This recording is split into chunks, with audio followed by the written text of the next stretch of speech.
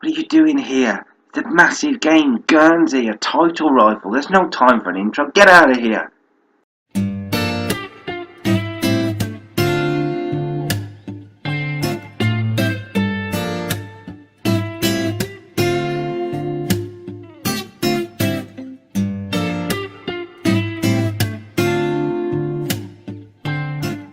Hello ladies and gentlemen, and welcome back to the Road to Random. It's another massive game today. Guernsey at home. After the disappointing loss to Walton Casuals, we bounced back with 3 wins from 3. Danny Boy getting the winner against Godalming, but Chatham was the result that really impressed me. Dijon Taylor-Crossdale getting a hat-trick. Billy Hunt also on the score sheet with a penalty in the final minute. Taylor-Crossdale also got the winner against Ramsgate. 3 wins from 3 to set us up for this crunch game against Guernsey. Where are we in the league table? As you can see, we are closing in on Walton Casuals. We are 2 points off the top. Second place, Walton Casuals actually drew their last game instead of the win, so that's where we've gained an extra point. Three Bridges doing us a favour. A win today will ramp up the pressure on Walton Casuals, who are the rivals this season, it seems. It's January though, and although we don't actually have a transfer window, I have made a couple of transfers. Let's have a look. First man to look at is Joey Jones. He's a centre-back or a defensive midfielder. He'll be playing defensive midfielder a lot for me, I would think, and look at some of these stats. He is really good for the division. Good heading, good tackling, anticipation is very good. He will do the job in the defensive midfielder role for me, I think. He's going to be a bit of an anchor man. Coaches love him. 5-star, 5-star. Valued at 7.5k. I'm surprised we'd even got him. He was at Woking, and Woking had let his contract run out. And I offered him a contract, and he was like, yeah, I'll come and play for you. Happy days. Next up is Sean Waddle, a young centre-back. We've picked him up from the Luton Youth Academy. Look at those physicals. Look at them, all green. It's a brilliant signing for me. I think he's going to be replacing one of the centre-backs, and hopefully he will be a real star for this save.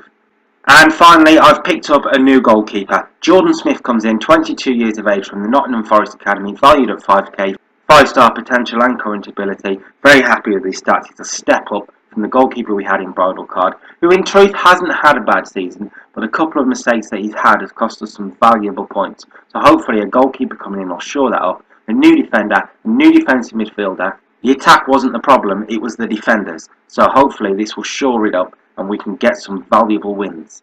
This is how we're going to line up then. It is the 4-1-2-3 defensive midfield wide. Joey Jones is going to come in that anchor man role. Sean Waddle comes in as well in a centre-back role, replacing Owen Roberts, whose form has dipped throughout the season. He's the weak link, it seems, of the back four. And also Jordan Smith comes in goal. I'm very confident that this back four will be a better fit. Another decision I had to make for this game was who would be the poacher up front. I've gone with Taylor-Crossdale because of the great form that he's been in.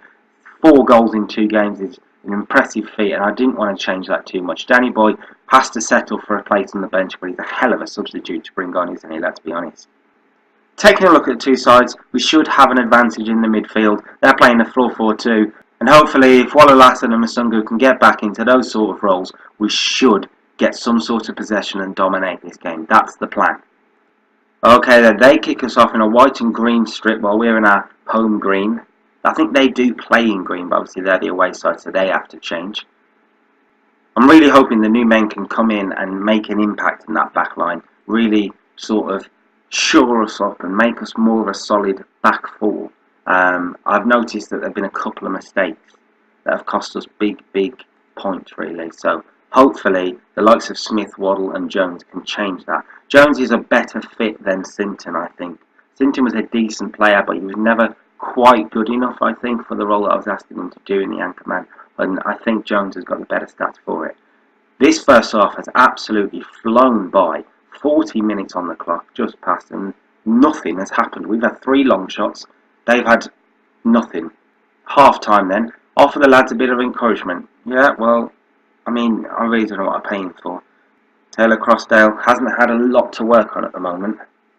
Hopefully that will change in the second half. I don't think there's been a highlight yet. I don't know if that's a good thing or a bad thing, really. The win will put us top if we can get it because of Walton Casuals not playing today, so hopefully we can build on. 70 minutes on the clock. I'm going to make a change. Danny Boy can come on. But I don't want to change much else because everything seems to be working as a team. A 0-0 wouldn't be the worst result in the world against a strong side like Guernsey. But if we're going to make that top spot our own, we need to be beating the rivals around us. 82 minutes on the clock. There's not been one highlight so far in this game. Genuinely not one as we enter the 90th minute. Masungu's corner, headed away. There's about 40 seconds to go. Passley over the top. Danny Boy can't feed on it. Here's Price. Jones. Danny Boy. Jones again. They're just playing for time, it seems. Jones to Rooney. Danny Boy. Can we create anything in the final minutes? Danny Boy again. No, the time is flying away. Danny Boy to Rooney. There's the full-time whistle. And that is the most boring game I have ever seen in my life. Admittedly, I played a defensive formation, and they must have done too, because neither side wanted to win that game. As you can see then, it's probably a missed opportunity when you're looking at the league table. Woolton Casuals can go 4 points clear with a win in their game in hand, so hopefully it doesn't come back to haunt us. I probably could have gone more attacking, maybe a mistake in the long haul. But a 0-0 against 5th, 4th playoff rivals as well, so it's not the worst result in the world. As usual, if you enjoyed this episode, why don't you like the video, subscribe to the channel, drop me a comment. What do you think about the transfers? Do you think they will add a different layer to the side? And is this a missed opportunity? The 0-0 I don't think is a bad result, but let me know your thoughts. Until next time, from me to you, goodbye.